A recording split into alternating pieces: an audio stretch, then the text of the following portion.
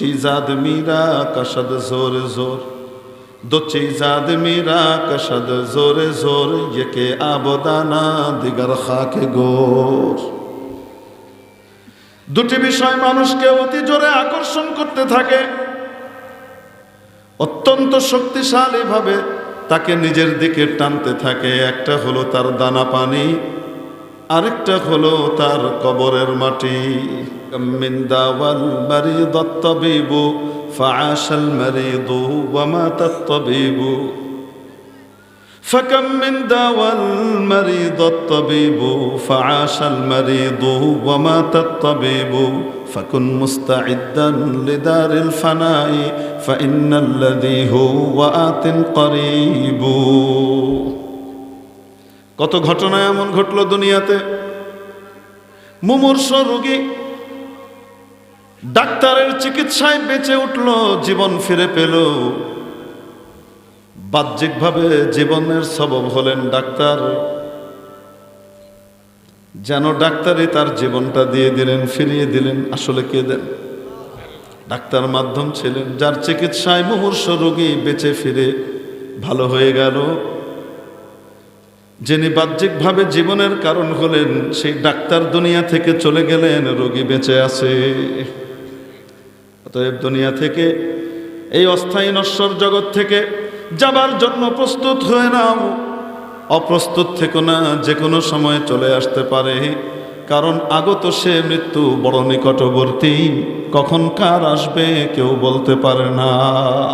ফাইন্নাল্লাযী হুয়া আতিন করিবু কুল্লু নাফসিন যায়িকাতুল মাউত ওয়া ইন্নামা তুওয়াফাউনা উজুরাকুম ইয়াওমাল কিয়ামাহ فمن زحزح عن النار وأدخل الجنة فقد فاز وما الحياة الدنيا إلا متاع الغرور صدق الله مولانا العظيم।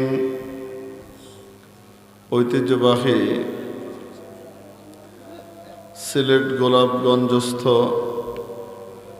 জামিয়া ইসলামিয়া বহরগ্রাম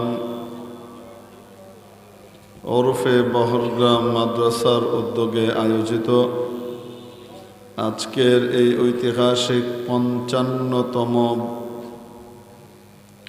বার্ষিক ইসলামী মহাসম্মেলনের সর্বজন শ্রদ্ধেয় সম্মানিত সভাপতি মহোদয়, উপস্থিত জাতির বিবেক ওয়াজিবুল ইহতারাম হাদারাতে উলামায়ে কেরাম, আজিজ তালাবা, ধর্মপ্রাণ ধর্মভীরু সর্বস্তরের তৌহিদি জনতা, পর্দার আড়ালের পরম শ্রদ্ধেয়া মা ও বোনেরা,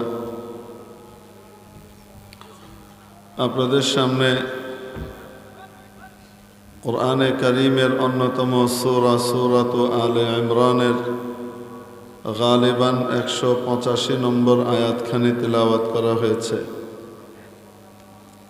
এই আয়াতে কারিমায় রব্বুল জালাল কয়েকটি কথা বলেছেন। নাম্বার ১, কুল্লু নাফসিন যায়িকাতুল মাউত, প্রত্যেক প্রাণীকেই মৃত্যুর স্বাদ আস্বাদন করা লাগবে। সহজ ভাষায় আমরা যেভাবে বলি প্রত্যেক প্রাণীকেই মৃত্যুবরণ করা লাগবে, তবে বহরগ্রামে যারা থাকবে তাদেরকে মরা লাগবে না। লাগবে? বহরগ্রামওয়ালাদেরকেও মরা লাগবে। যেখানে কেউ থাকুক না কেন, মৃত্যুর স্বাদ গ্রহণ করাই লাগবে। যখন যার সময় আসবে তখন তাকে সেই সময়ে চলে যাওয়াই লাগবে, কেউ ঠেকাতে পারবে না। فإذا جاء أجلهم لا يستأخرون ساعة ولا يستقدمون। নির্ধারিত সময় যখন তাদের কারো চলে আসবে, এক মুহূর্ত আগেও হবে না, এক মুহূর্ত পরেও হবে না। যথাসময়ে যথাস্থানে তাকে দুনিয়া থেকে বিদায় নিয়ে চলে যাওয়া লাগবে, ঠিক না? আত-তিবরুল মাসবুক নামে হযরত ইমাম গজালী রহমতুল্লাহ আলাইহির একটা কিতাব আছে। তিবর খালেস সোনাকে বলে, খাঁটি সোনা, যেটার ভিতরে খাদ থাকে না।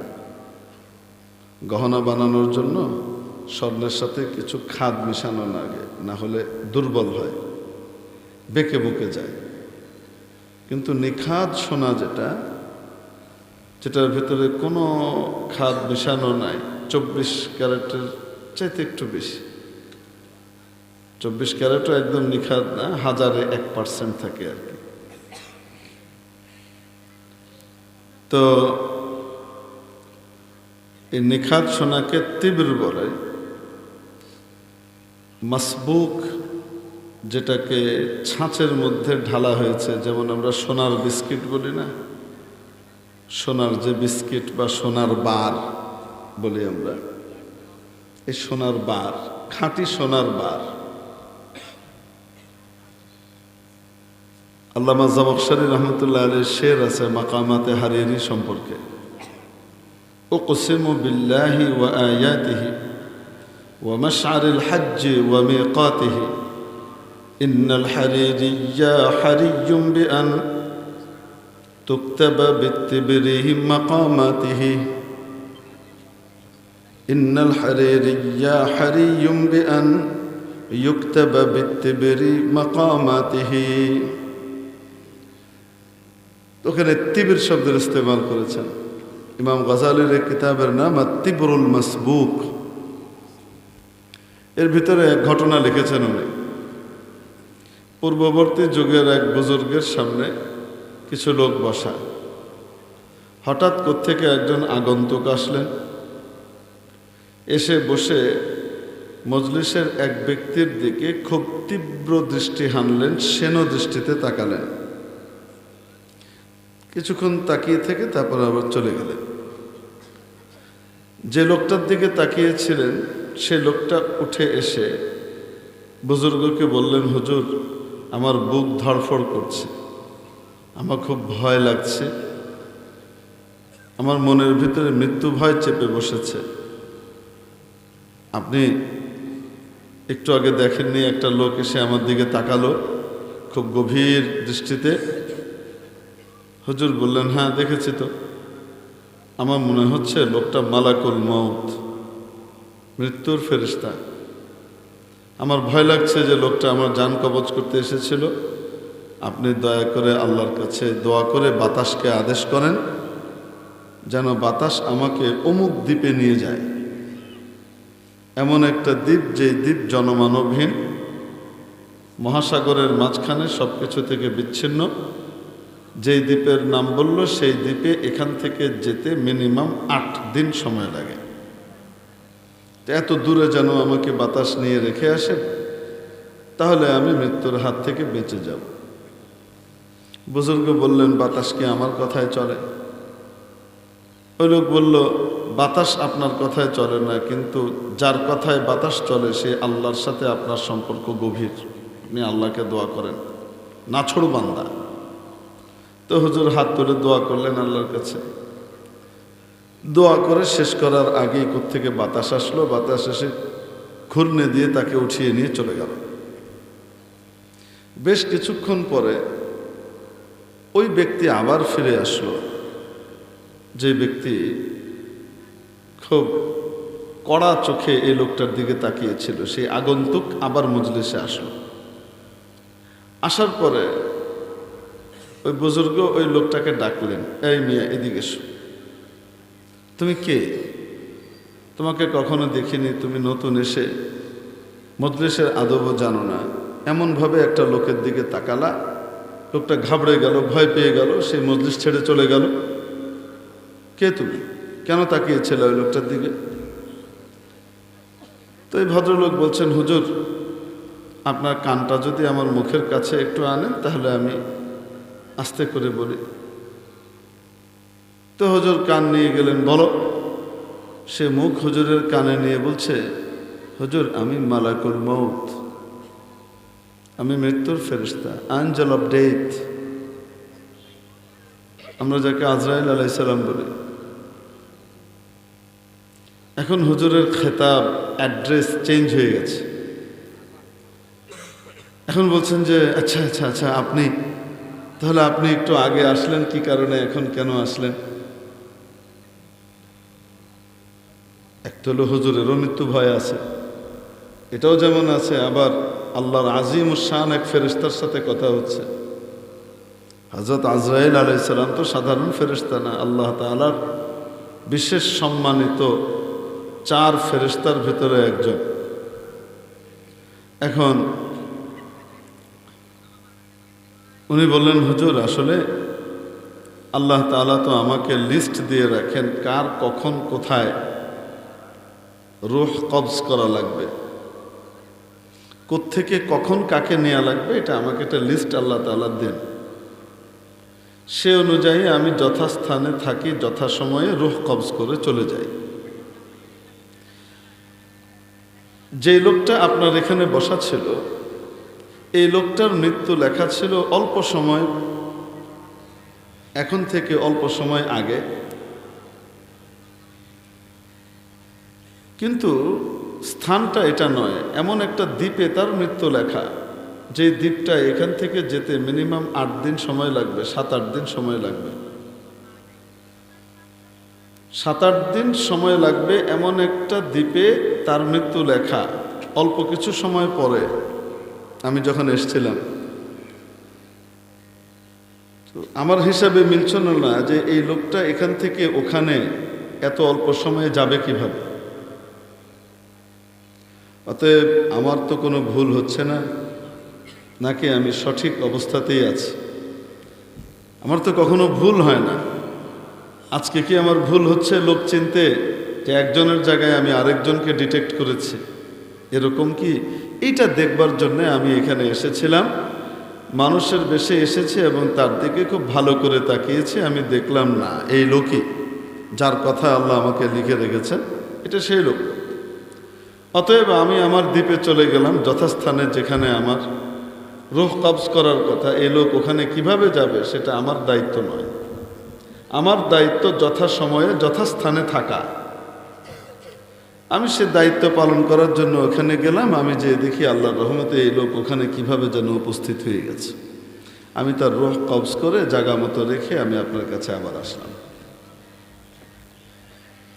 ইযা জাআ আজালুহুম লা ইস্তাখিরুনা সাআতান ওয়া লা ইস্তাকদিমুন। এক মুহূর্ত আগেও হবে না, পরেও হবে না।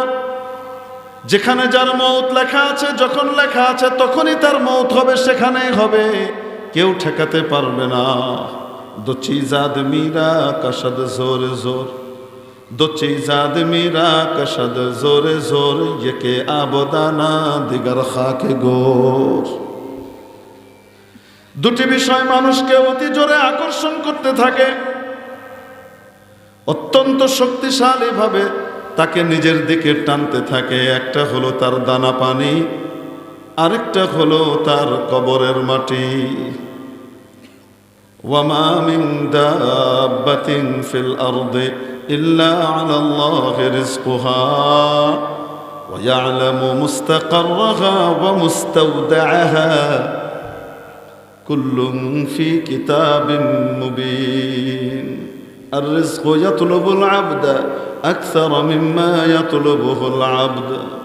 নবীজি সাল্লাল্লাহু আলাইহি ওয়াসাল্লাম বলেন, বান্দা তার রিজিককে যতটুকু তালাশ করে, রিজিক তাকে তার চেয়ে বেশি তালাশ করে, যথাসময়ে তার কাছে পৌঁছাবে। মওত যখন কারো আসবে কেউ ঠেকাতে পারবে না। যেখানে তার লেখা আছে সেখানেই হবে, যখন লেখা আছে তখনই হবে, এক মুহূর্ত আগে পরে হবে না। দুনিয়াতে আসার সিরিয়াল আছে, যাওয়ার কোনো সিরিয়াল নাই। আগে দাদা যান আসে, তারপরে বাবা যান, তারপরে নাতি সাহেব। আসার তো সিরিয়াল আছে। কোনো ব্যক্তির আগে তার বাবা আসে, তারও আগে তার দাদা আসে, সিরিয়াল আছে। কিন্তু দুনিয়া থেকে বিদায় নেবার যাওয়ার কোনো সিরিয়াল আছে নাকি? দাদা বেঁচে আছেন, কত আগে দাদা এসেছেন, সিরিয়াল অনুযায়ী হলে আগে দাদা যাওয়ার কথা। দাদা বসে আছেন, নাতি চলে গেছে, কোলের বাবু। হয় কি হয় না? হযরত ইমাম খলিল ইবনে আহমদ রহমাতুল্লাহি আলাইহি লিখেছেন, বিখ্যাত তাবেঈ সিবওয়াইয়ের উস্তাদ আবুল আসওয়াদ দুয়ালির শাগিরদ তাবেঈ ছিলেন, ইলমে আরুজের জনক, উদ্ভাবক ছিলেন। তো উনি বড় আজীব এক শের লিখেছেন, ওয়াকাম মিন দাওয়াল মারিদাত তাবিবু ফাআশাল মারিদু ওয়া মাতাত তাবিবু فكم من داوى المريض الطبيب فعاش المريض ومات الطبيب فكن مستعدا لدار الفناء فإن الذي هو آت قريب। কত ঘটনা এমন ঘটলো দুনিয়াতে। মুমূর্ষ রোগী ডাক্তারের চিকিৎসায় বেঁচে উঠল, জীবন ফিরে পেল। বাহ্যিকভাবে জীবনের সবব হলেন ডাক্তার, যেন ডাক্তারই তার জীবনটা দিয়ে দিলেন, ফিরিয়ে দিলেন। আসলে কে দেন? ডাক্তার মাধ্যম ছিলেন, যার চিকিৎসায় মুমূর্ষ রোগী বেঁচে ফিরে ভালো হয়ে গেল। যিনি বাহ্যিকভাবে জীবনের কারণ হলেন, সেই ডাক্তার দুনিয়া থেকে চলে গেলেন, রোগী বেঁচে আছে। অতএব দুনিয়া থেকে, এই অস্থায়ী নশ্বর জগৎ থেকে যাবার জন্য প্রস্তুত হয়ে নাও। অপ্রস্তুত থেকো না, যে কোনো সময় চলে আসতে পারে। কারণ আগত সে মৃত্যু বড় নিকটবর্তী, কখন কার আসবে কেউ বলতে পারে না। ফাইন্নাল্লাযী হুয়া আতিন করিবু। মেরে মুহতারাম দোস্ত, আজিজ ও বুজুর্গ, রব্বুল আলামিনের জন্য বললেন, কুল্লু নাফসিন যায়িকাতুল মাউত। প্রত্যেক প্রাণী মৃত্যুর স্বাদ আস্বাদন করবে। বোঝা গেল মৃত্যুর একটা টেস্ট আছে। রব্বুল আলামিন বলতে পারতেন, কুল্লু নাফসিন মাইয়িতা, কুল্লু নাফসিন সাতামুত। প্রত্যেক প্রাণী মৃত্যুবরণ করবে, এভাবে বলেন নাই। আল্লাহ তাআলা যদি কোনো বালাগাতের তরিকা ইখতিয়ার করেন, তার ভিতরেও হিকমত আছে। কুল্লু নাফসিন যায়িকাতুল মাউত, প্রত্যেক প্রাণী মৃত্যুর স্বাদ আস্বাদনকারী। মৃত্যুর টেস্ট নিতে হবে প্রত্যেককেই। বোঝা গেল মৃত্যুর একটা টেস্ট আছে। সুস্থ রুচির মানুষ, যার রুচি ঠিক আছে, সুস্থ মানুষ, তাকে আপনি মিষ্টির শরবত দিবেন, সে খেয়ে আপনার প্রশংসা করবে। এক গ্লাসের পরে আরেক গ্লাস খেতে চাইবে, মিষ্টি লাগে। কিন্তু এই শরবতটাই, যেটার স্বাদ মিষ্টি, 2 সপ্তাহ 3 সপ্তাহ ধরে যে কালা জ্বরে ভুগছে, যার মুখের স্বাদ আর রুচি নষ্ট হয়ে গেছে, তাকে যখন এই মিষ্টির শরবত দিবেন, সে মুখে দিয়ে বলবে, তিতা, খাবো না। অবাস্তব না বাস্তব? একই জিনিস, একজনের জন্য বড় মিঠা, আরেকজনের জন্য বড় তিতা। রব্বুল আলামিন প্রত্যেক মানুষকে ইসলামী রুচির উপর, ইসলামী রুচি দিয়ে তৈরি করেছেন, সৃষ্টি করেছেন দুনিয়ায়। কুল্লু মাউলুদিন ইউলাদু আলাল ফিতরাহ। নবীজি বলেন, প্রত্যেক নবজাতক জন্মগ্রহণ করে ফিতরতে ইসলামের উপর, ইসলামী স্বভাবের উপর তার জন্ম হয়। যদি ইসলামী স্বভাবের উপর সে চলে, লালিত পালিত হয়, সামনে বড় হয়, তার রুচি দিন দিন আরো ভালো হয়। খারাপকে খারাপ মনে করবে, ভালোকে ভালো মনে করবে, তার রুচি সুস্থ আছে। ঠিক কিনা? আসতে বলেন, রুচি কি আছে? সুস্থ আছে। খারাপটাকে খারাপ চোখে দেখবে, ভালোটাকে ভালো চোখে দেখবে। খারাপ কাজ করলে মনটা খারাপ হবে, ভালো কাজ করলে মনটা ভালো হবে।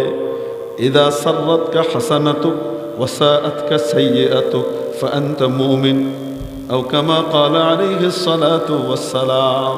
যখন তুমি কোনো ভালো কাজ করতে পারলে তোমার মনে আনন্দের উদ্রেক হয়, ইবাদত করতে পারলে, নামাজ পড়তে পারলে, রোজা রাখতে পারলে, দান খয়রাত করতে পারলে, মসজিদ মাদ্রাসার সাথে মনটা লাগিয়ে রাখতে পারলে, আল্লাহওয়ালাদের সাথে সম্পর্ক রাখতে পারলে তোমার ভালো লাগে, ভালো কাজটা ভালো লাগে।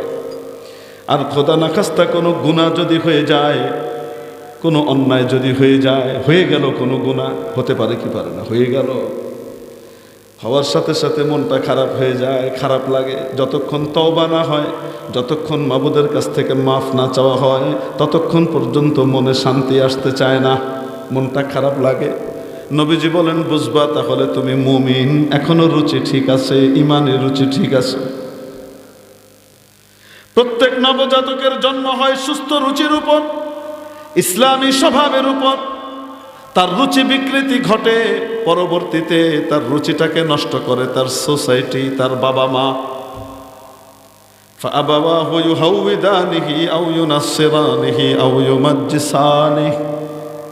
তার বাবা মা তাকে ইহুদি বানায়, তার বাবা মা তাকে রুচি নষ্ট করে, তার রুচি বিকৃত করে তাকে খ্রিস্টান বানায়, তার বাবা মা তার রুচিটাকে নষ্ট করে দিয়ে তাকে অগ্নিপূজক বানায়, তাকে পৌত্তলিক বানায়, মুশরিক বানায়, নষ্ট করে, নাস্তিক বানায়। তার পরিবেশ, তার সোসাইটি তাকে নষ্ট করে। না হলে তার রুচিটা ভালো ছিল, অসুস্থ রুচি, এক কথায় শেষ, তার রুচি কি হয়ে গেছে, বিকৃত হয়েছে। রুচি যদি ভালো থাকে শরবত ভালো লাগে, রুচি নষ্ট হয়ে গেলে শরবতের মতো মিষ্টি জিনিসও তেতো লাগে। ঠিক তেমনি ভাবে মেরে মোহতারাম দোস্ত আজিজ ও বুজুর্গ, রুচি যদি নষ্ট হয়ে যায় গান বাদ্য ভালো লাগবে, রুচি যদি নষ্ট হয়ে যায় নামাজ আজান ভালো লাগবে না, রুচি যদি নষ্ট হয়ে যায় কোরআন তেলাওয়াত ভালো লাগবে না, রুচি যদি নষ্ট হয়ে যায় ইবাদত ভালো লাগবে না, রুচি যদি নষ্ট হয়ে যায় নবীর ওয়ারিস আলেমদেরকে ভালো লাগবে না, রুচি যদি নষ্ট হয়ে যায় দিনদার পরহেজগার সুন্নতওয়ালা মুসলমানকে ভালো লাগবে না, রুচি যদি নষ্ট হয়ে যায় চুরি বাটপারি 2 নম্বরই ভালো লাগবে, রুচি যদি নষ্ট হয়ে যায় সমস্ত অন্যায়কে সহ্য করে নেওয়া এবং টেক ইট ইজি এই মানসিকতায় পরিণত হওয়া, এটা ভালো লাগবে। অবাস্তব না বাস্তব? মেরে মুহতারাম দোস্ত আজিজ ও বুজুর্গ, নবীজি সাল্লাল্লাহু আলাইহি ওয়াসাল্লাম ইরশাদ করেছেন, ইন্নাকুম তুবআসুনা কামা তামুতুন ওয়া তামুতুনা কামা তাঈশুন আও কামা ক্বালা আলাইহিস সালাতু ওয়াস সালাম। কিয়ামতের দিন তোমাদের উত্থান তেমন হবে, দুনিয়া থেকে মরণ যেমন হবে, মরণটা তেমন হবে, জীবনটা যেমন হবে।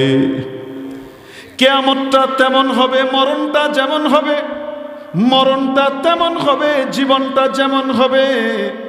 অতএব জীবন যদি সুস্থ রুচির হয় মৌতটাও সুস্থ রুচির হবে, জীবন যদি অসুস্থ রুচির হয় মৌতটাও অসুস্থ রুচির সাথে আসবে, তখন রুচি বিকৃতি ঘটবে। যদি জীবনটা সুস্থ হয় ইসলামী তরিকার উপর চলে, মরণটা বড় আনন্দের হবে, বড় মজার হবে। নতুবা মরণটা বড় কষ্টের হবে, বড় বিস্বাদের হবে। মৃত্যুর স্বাদ আছে না নাই? এই মওতের কথা শুনলে আমরা ভয় পেয়ে যাই, ঘাবড়ে যাই, অস্থির হয়ে যাই, শঙ্কিত হয়ে যাই, সন্ত্রস্ত হয়ে যায়। কেউ চায় না আমার মওত আসুক। এই মওতের আরেকটা সমার্থক শব্দ আছে আমাদের বাংলাতে, আমরা বলি ইন্তেকাল। কেউ মারা গেলে আমরা বলি অমুক ইন্তেকাল করেছেন, বলি কি বলি না? ইন্তেকাল শব্দের আবিধানিক অর্থ হলো স্থান পরিবর্তন করা, এক জায়গা থেকে আরেক জায়গায় যাওয়া। আপনি বহরগ্রাম থেকে সিলেট শহরে গিয়েছেন, জায়গা পরিবর্তন হয়েছে, আবিধানিকভাবে বলা যাবে আপনি বহরগ্রাম থেকে সিলেট ইন্তেকাল করেছেন। কেউ একজন সিলেট থেকে ঢাকা গেল, বলা যাবে সে ওখান থেকে ঢাকা কি করেছে, ইন্তেকাল করেছেন। আবিধানিক অর্থের দিক থেকে জায়গা পরিবর্তন হয়েছে। আবার কেউ যদি মাটির উপর থেকে মাটির 2.5-3 হাত নিচে চলে যায়, তখনও আমরা বলি অমুক ইন্তেকাল করেছে, জায়গা পরিবর্তন হয়েছে। আবিধানিক অর্থের দিক থেকে বহরগ্রাম থেকে সিলেট যাওয়া, সিলেট থেকে ঢাকা যাওয়া, ঢাকা থেকে অস্ট্রেলিয়া যাওয়া, আমেরিকা যাওয়া, যে কোনো জায়গায় যাওয়া, এগুলোকে ইন্তেকাল বলা হলেও পরিভাষায় এগুলোকে ইন্তেকাল বলা হয় না, মাটির উপর থেকে নিচে চলে যাওয়াকে ইন্তেকাল বলা হয়। পার্থক্য কোথায়? কারণটা কি? কারণ হলো আপনি এখান থেকে সিলেট, ঢাকা, কেন আপনি আমেরিকা বা ইংল্যান্ডে অথবা অস্ট্রেলিয়াতেও যদি চলে যান, তারপরেও জীবনে চাইলে আবার ফিরে আসার সুযোগ আছে। কিন্তু একবার যদি মাটির উপর থেকে মাটির আড়াই 3 হাত নিচে চলে যাওয়া হয়, হাজার কেন কোটি বার চাইলেও কখনো আর ফিরে আসার সুযোগ নাই। এজন্য পরিভাষায় ওইটাকে ইন্তেকাল বলে, অন্যগুলাকে ইন্তেকাল বলে না। মেরে মুহতারাম দোস্ত, এই ইন্তেকালের কথা শুনলে আমরা ঘাবড়ে যাই, আমরা ভয় পেয়ে যাই। অথচ এর আগেও আমাদের 3 বার ইন্তেকাল হয়েছে, সামনেও আবার 3 বার ইন্তেকাল হবে। আপনি বলবেন হুজুর, আগে আবার ইন্তেকাল কবে হলো? আমরা ছিলাম আমাদের আব্বাজান হযরত আদম আলাইহিস সালামের সাথে জান্নাতে, ওনার পিঠের মধ্যে। ওখান থেকে আল্লাহ তাআলা আমাদেরকে নিলেন রূহ জগতে, প্রথম ইন্তেকাল। রূহ জগৎ থেকে আমরা আসলাম উদর জগতে, মায়ের পেটের জগতে, দ্বিতীয় ইন্তেকাল। উদর জগৎ থেকে আসলাম বিশ্ব জগতে, যেখানে আমরা এখন আছি, তৃতীয় ইন্তেকাল। এমনিভাবে সামনেও 3 বার ইন্তেকাল আছে। এখান থেকে আমরা যাব কবর জগতে, আলমে বারজাখে, সেখান থেকে যাব হাসরের ময়দানে, ওখান থেকে যাব ইনশাআল্লাহ বাবার বাড়ি জান্নাতে। আল্লাহ না করুন খোদা না খাস্তা যদি কারো কপাল পোড়া হয়, কেউ দুর্ভাগা হয়, তাহলে তাকে যাওয়া লাগবে ইবলিসের বাড়ি, চির অশান্তির বাড়ি, জাহান্নামে। আল ইয়াযু বিল্লাহ। তো বলছিলাম, আগেও 3 বার ইন্তেকাল হয়েছে, সামনেও 3 বার ইন্তেকাল অপেক্ষা করছে। আগের ইন্তেকালগুলোর সময় ভয় পাইনি, সামনের ইন্তেকালের কথা শুনলে ভয় লাগে। কারণটা কি? কারণ হলো, আগেকার জগৎগুলোয় থাকা অবস্থায় আমরা আমাদের স্বাদ, আহ্লাদ, ইচ্ছা যা কিছু আছে সব কিছু আল্লাহর হাতে সমর্পণ করে দিয়েছিলাম। আল্লাহ যা চান আমরাও তা চাই। এজন্য পরবর্তী জগৎ, যেটার মালিকও আল্লাহ, সেখানে যেতে ভয় পাই নাই। আর এই বিশ্ব জগতে আসবার পরে আমরা মনে করি শুধু আল্লাহর কথাই কেন চলবে, শুধু রসুলের কথাই কেন চলবে, আমারও তো কিছু ব্যক্তিগত মতামতের ব্যাপার স্যাপার আছে। যেহেতু আল্লাহ তাআলার ইচ্ছার কাছে নিজেকে পরিপূর্ণ সমর্পণ করি না, মন চাহি জিন্দিগির পিছনে ছুটি, তাই সামনের জগতে যাবার কথা শুনলে ভয় পায়। কারণটা কি?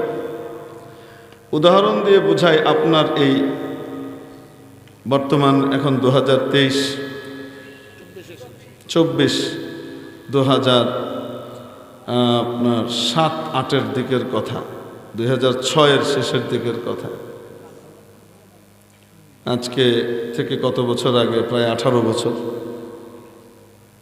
নাকি 17-18 বছর আগের কথা। তখন আমাদের এই বাংলাদেশে তত্ত্বাবধায়ক সরকার নামে সেনা সমর্থিত একটা সরকার এসেছিল, উদ্দিন শাহীর সরকার, মঈনুদ্দিন ফখর উদ্দিন। ওটাকে উদ্দিন শাহী বলতো মানুষ, আপনাদের মনে আছে না? নাই? মঈন ফখরের, মঈনের নাম আবার কেউ কেউ দিছিল আলু মঈন। কারণ ওই যে চালের ভাতের দাম বেড়ে গেল, তখন বলল ভাত খাওয়ার দরকার কি, এটাও তো কার্বোহাইড্রেট, আলুও কার্বোহাইড্রেট, আলু বেশি করে খান। এজন্য নাম দিছিল লোকজন আলুময়ী। তো ওই সময়কার ঘটনা আপনাদের মনে আছে? ওই সময়কার সরকার রাস্তাঘাটের দুই পাশে বিভিন্ন জায়গাতে, বাজারঘাটের দুই পাশের অনেক বাড়িঘর, অনেক দোকানপাট ভাঙচুর করেছিল, উচ্ছেদ করেছিল। মনে আছে না? নাই? যখন বাড়িঘর উচ্ছেদ হচ্ছিল, দোকানপাট উচ্ছেদ হচ্ছিল, দোকান মালিক এবং বাড়ির মালিক তাদের কত কান্নাকাটি, কত আহাজারি, কত হাহুতাশ। কেউ কেউ তো সহ্য করতে না পেরে হার্ট ফেল করে মারা গেল, হার্ট অ্যাটাকের শিকার হয়ে মারা গেল পর্যন্ত শোকে। এটাও আপনারা পত্রিকায় দেখেছেন, খবরে, সংবাদে দেখেছেন। পক্ষান্তরে আমরা দেখি আজকেও আমাদের এলাকায়, আমাদের সমাজে, আপনাদের অঞ্চলে বাড়িঘর ভাঙা হয়। যেদিন বাড়িঘর ভাঙা হয়, বাড়ি ভাঙার দিন আসলে এলাকার লোকজনকে, আত্মীয় স্বজনকে দাওয়াত করে বাড়ির মালিক মিষ্টি খাওয়ায়, আনন্দ করে, ফুর্তি করে, মজা করে, সেলিব্রেট করে, আশীর্বাদ নেয়। প্রথম বাড়ির মালিক কান্নাকাটি করলো, আহাজারি করলো, হা হুতাশ করলো, আফসোস করলো, আক্ষেপ করলো। দ্বিতীয় বাড়ির মালিক আনন্দ করে, ফুর্তি করে, মজা করে, উৎসব করে, আত্মীয় স্বজনকে দাওয়াত করে, খাওয়া দাওয়া করায়, গরু জবাই করে, মিষ্টি খাওয়ায়। পার্থক্য কোথায়? পার্থক্য হলো প্রথম বাড়ির মালিক জানে বর্তমান বাড়ির ভবিষ্যৎ অন্ধকার। এই যে বাড়িটা ভাঙা হচ্ছে, এই যে দোকান ভাঙা হচ্ছে, এখানে আর কোনো দোকান উঠবে না, এখানে আর কোনো বাড়ি উঠবে না।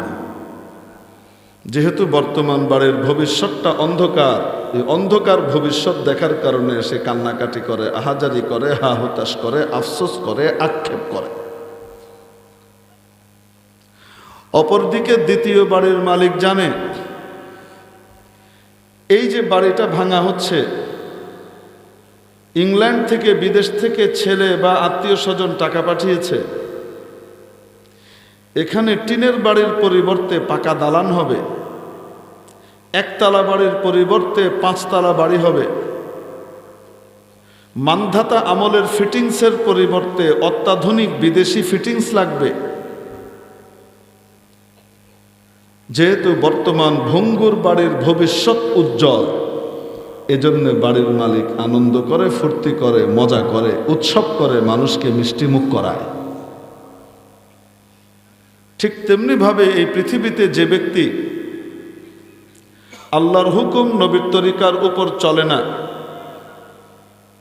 আল্লাহর কথা অনুযায়ী নিজের জীবন গড়ে না, নবীর তরিকার কোনো তোয়াক্কা করে না, কোনো পাত্তা দেয় না, মন যা চায় তাই করে, এরকম ব্যক্তি মৃত্যুর কথা শুনলে ভয় পায়। কারণ সে জানে এই দেহ নামক বাড়িটা ভাঙবে মৃত্যুর মাধ্যমে। ভবিষ্যৎ জীবনে যাওয়ার পরে ওখানে ভবিষ্যৎ অন্ধকার মায়ের অপেক্ষা করছে, তাই মৃত্যুর কথা শুনলে ভয় পায়। অপরদিকে যে ব্যক্তি দুনিয়াতে তার নিজের জীবনকে আল্লাহর হুকুম, নবীর তরিকা দিয়ে সাজায়, তার মাথা থেকে পা পর্যন্ত, ভেতরে বাহিরে, তার ব্যক্তি, তার পরিবার, তার সমাজ এবং রাষ্ট্রে নবীর তরিকার প্রতিফলন ঘটাবার জন্য মেহনত করে, চেষ্টা করে, এইরকম ব্যক্তি জানে দেহ নামক বাড়িটা যেদিন ভেঙে মৃত্যুর মধ্যে পড়ে পরবর্তী জগতে পাড়ি জমাবো, পরবর্তী জগৎটা এখানকার চেয়ে আরো আনন্দের, আরো বড় মজার, আরো পুরস্কারের, আরো শান্তির, যেখানে কোনো দুঃখ থাকবে না। ভবিষ্যৎ জীবনটা উজ্জ্বল দেখবার কারণে সে মৃত্যুর কথা শুনলে ভয় পায় না, মৃত্যুর কথা শুনলে শঙ্কিত হয় না, বরং মৃত্যুকে বুকে জড়িয়ে নেবার জন্যে, আলিঙ্গন করবার জন্যে সে অধীর আগ্রহে অপেক্ষা করে।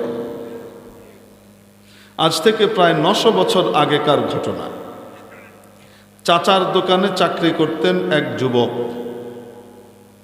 চাচা ছিলেন আত্তার। আত্তার মানে, আত্তারের দোকান মানে ইউনানি দাওয়া, হেকিমি দাওয়া যে তৈরি হয় না, গ্রিক দাওয়া যেগুলা, আসল চিকিৎসা, মূল চিকিৎসা ব্যবস্থা পরে না, অ্যালোপ্যাথি হোমিওপ্যাথি এগুলো এসেছে। তো এই হেকিমি দাওয়া এবং ওষুধপত্রের যে কাঁচামাল, হাকিম সাহেব যেগুলো দিয়ে ওষুধ বানান, এই কাঁচামালগুলো যে দোকানে পাওয়া যায় সেই দোকানকে আত্তারের দোকান বলে। যেহেতু ওখানে সুগন্ধি জাতীয় জিনিসও পাওয়া যায়, জাফরান আরও বিভিন্ন সুগন্ধি জাতীয় জিনিস পাওয়া যায়, এই জন্য সুন্দর নামে নামকরণ করা হয়েছে আত্তারের দোকান। তো চাচার দোকানে ভাতিজা চাকরি করে, ম্যানেজার পোস্টে চাকরি করে। এখন একদিন ওই দোকানে এক গরিব লোক আসলেন, দেখে বোঝা যায় গরিব, দরিদ্র হলে কি হবে, মাথা থেকে পা পর্যন্ত নবীজির সুন্নত দিয়ে সজ্জিত, তার চেহারা, তার পোশাক, তার কথাবার্তা, চালচলন নবীজির সুন্নত ফলো করে। লোকটা গরিব, এসে যুবকের কাছে সাহায্য চাইলেন, বললেন, বাবা আল্লাহর ওয়াস্তে আমাকে একটু সাহায্য করো, আমি গরিব মানুষ, অসহায় মানুষ। যুবক ছেলে, এক তো যৌবনের গরম, আবার টাকা হাতায় টাকার গরম, গরম আলাল গরম, গরম স্কয়ার, ডবল গরম, তেতে আছে। তেতে থাকার কারণে এই বৃদ্ধের সাথে খুব বাজে আচরণ করলো, রূঢ় আচরণ করলো। সে জবাব দিল, খেটে খেতে পারো না, ভিক্ষা করে বেড়াও, লজ্জা করে না, টাকা কি গাছে ধরে, আমরা বাংলা যেভাবে বলি এই টাইপের কিছু শব্দ আর কি। টাকা চাইলে হাত পাতলে টাকা পাওয়া যায়, যা তা কিছু কথাবার্তা, কটু কথা শুনিয়ে দিল।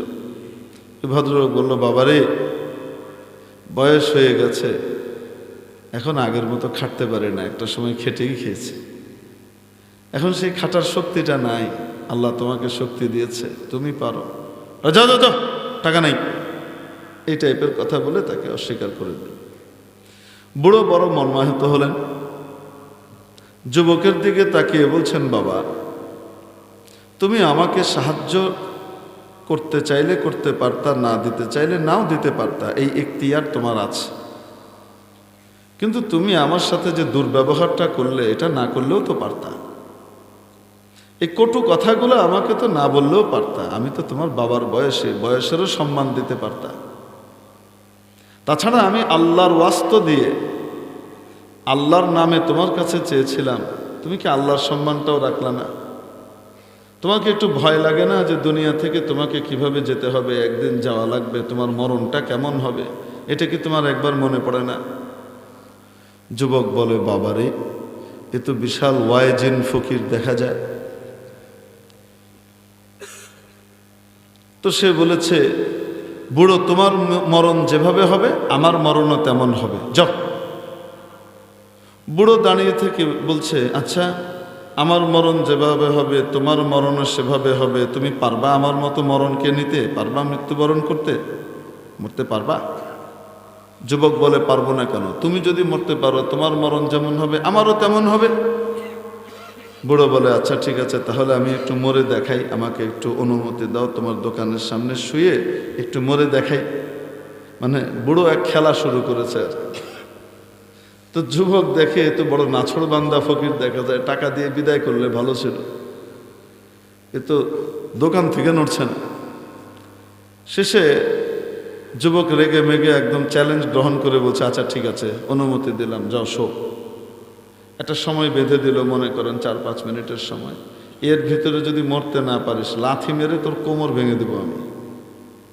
বহুত বাটপার দেখছি এরকম। তো বুড়ো মেয়ে কিছু বললেন না, উনি আস্তে করে শুয়ে পড়লেন কেবলামুখী হয়ে, কালেমা পড়ে লা ইলাহা ইল্লাল্লাহু মুহাম্মাদুর রাসূলুল্লাহ বলে এভাবে গালের নিচে হাত দিয়ে ডান কাত হয়ে কেবলামুখী হয়ে শুয়ে পড়লেন। শুয়ে চোখ বন্ধ করে শুয়ে আছে। নির্ধারিত সময় পার হয়ে গেছে, বুড়ো উঠে না। যুবক ডাকাডাকি করছে, এই বুড়ো,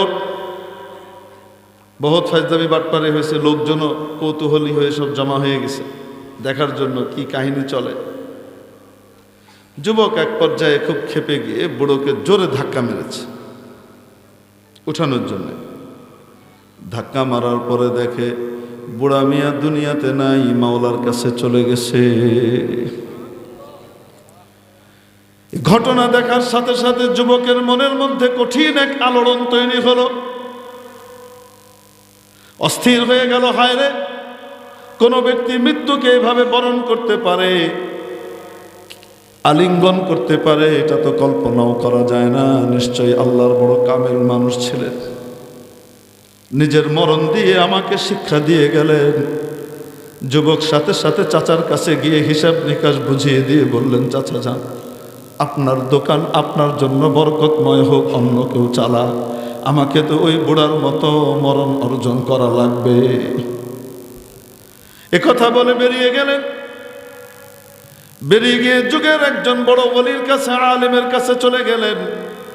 বললেন, হুজুর, আমাকে ওই বুড়ার মতো মরণ এনে দেন, আমি ওরকম মৃত্যু বরণ করতে চাই।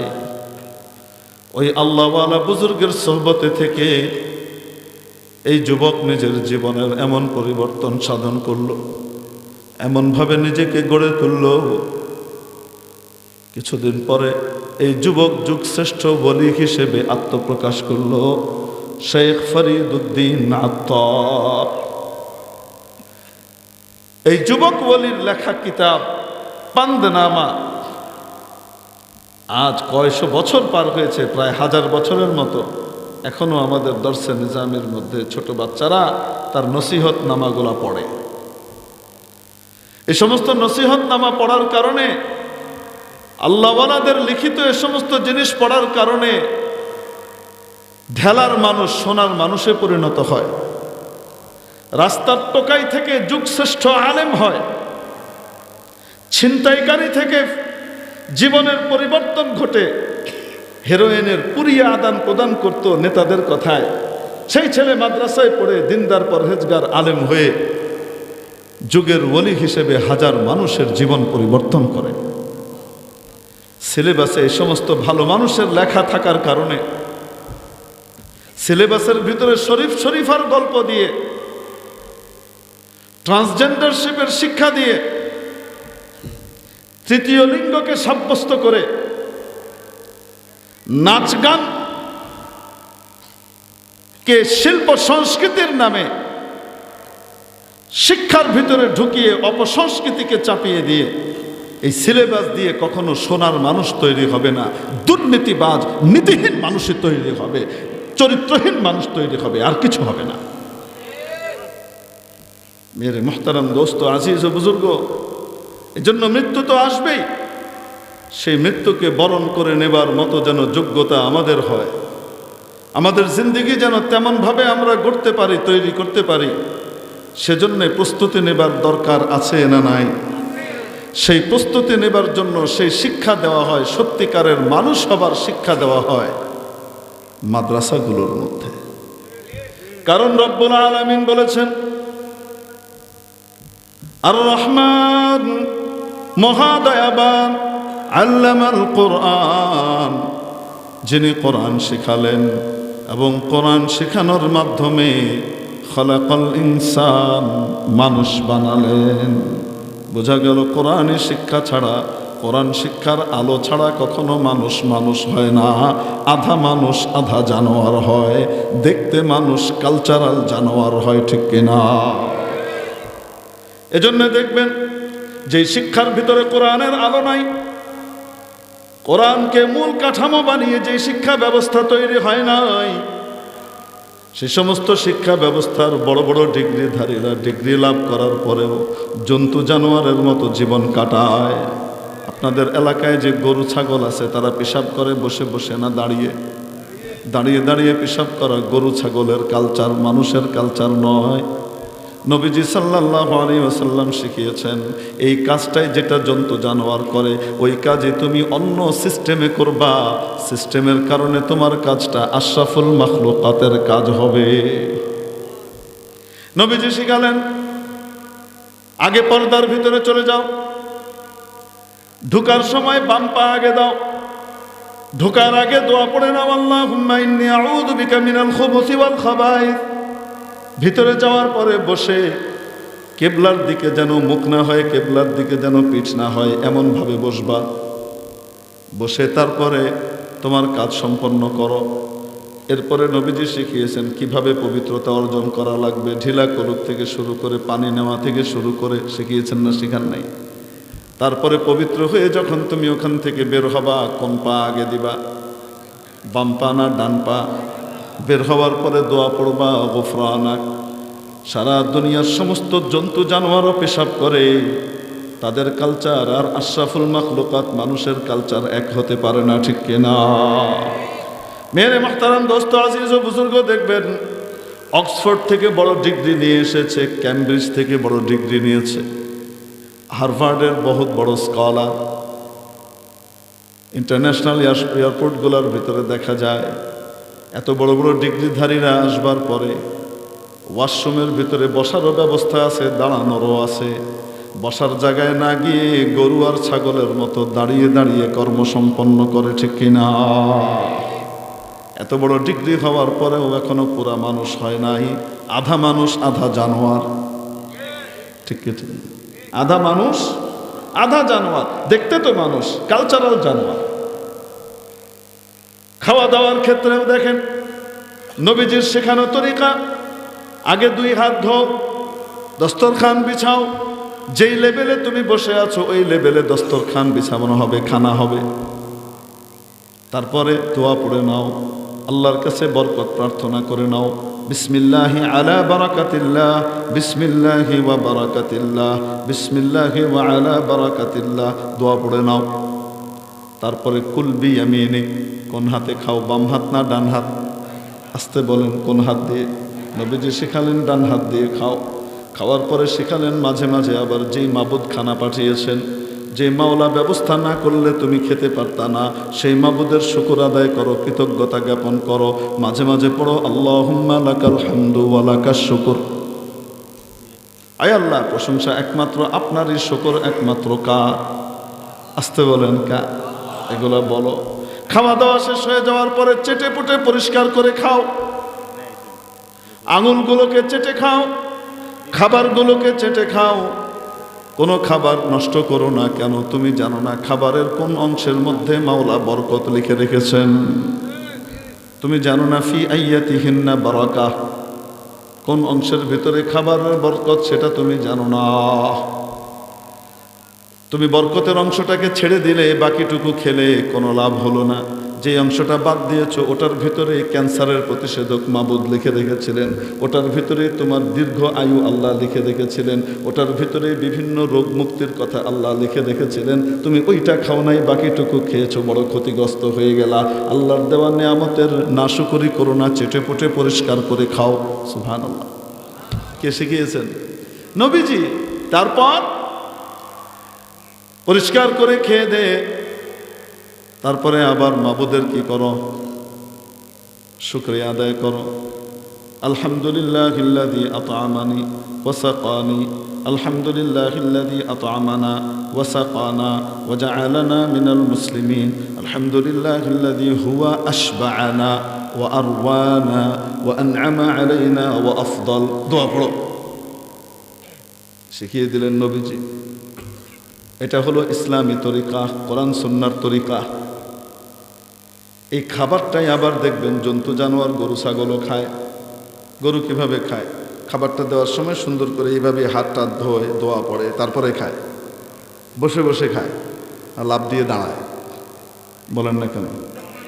বসে খায় না, লাফ দিয়ে দাঁড়ায়?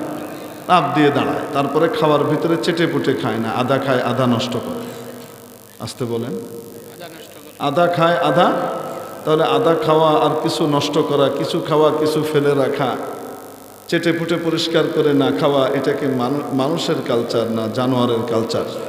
এটা গরুর কালচার। আপনি দেখবেন যাদের কাছে কোরআন সুন্নাহর এলিম নাই, যে শিক্ষা ব্যবস্থার ভিতরে কোরআন সুন্নাহর আলো দেওয়া হয় নাই, সেই শিক্ষা ব্যবস্থায় বড় বড় ডিগ্রিধারীরা আসবে, খাওয়া দাওয়া করবে, দেখবেন গরু ছাগলের মতো খাচ্ছে। খেতে পারে 2 টুকরা, নিবে 4 টুকরা, নিয়ে 2টা নষ্ট করবে, 2টা খাবে। ঠিক কি ঠিক না? আবার মনে করবে, এটা কি মনে করবে? অ্যারিস্টোক্রেসি, আভিজাত্য। আমরা ফকির না, চেটে পুটে খেতে হবে। উই হ্যাভ ভিউজ, আমাদের অনেক আছে। বুঝেননি না? পাপ পাপ, কি ভাবছা? খবরও নাই যে কালচারাল জানোয়ার, ঠিক কি ঠিক না? জানোয়ারের কালচারে কখনো আশরাফুল মাখলুকাত মানুষ হয় না। মেরে মোহতারাম দোস্ত আজিজ ও বুজুর্গ, এজন্য কোরআন সুন্নাহর ইলম না থাকলে, কোরআন সুন্নাহর আলো না থাকলে মানুষের জীবনটা জানোয়ারের জীবন হয় সে বলতে পারে না। এজন্য ওই সমস্ত মানুষ বড় ভাগ্যবান যাদেরকে রব্বুল আলামিন কোরআন সুন্নাহর কাঠামো যে শিক্ষা ব্যবস্থা সেটার শিক্ষিত করে, অথবা অন্য যে শিক্ষায় শিক্ষিত হোক না কেন কোরআন সুন্নাহওয়ালাদের সাথে সম্পর্ক রাখে।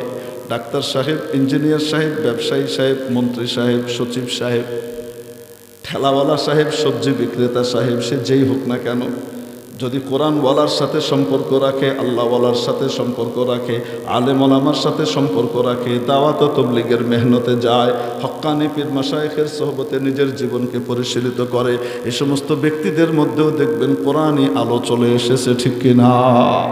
তারাও জানোয়ারের কালচারে খাওয়া দাওয়া করে না, জানোয়ারের কালচারে পেশাব পায়খানা করে না, তারা মানুষের মতোই মানুষ হয়ে যায়।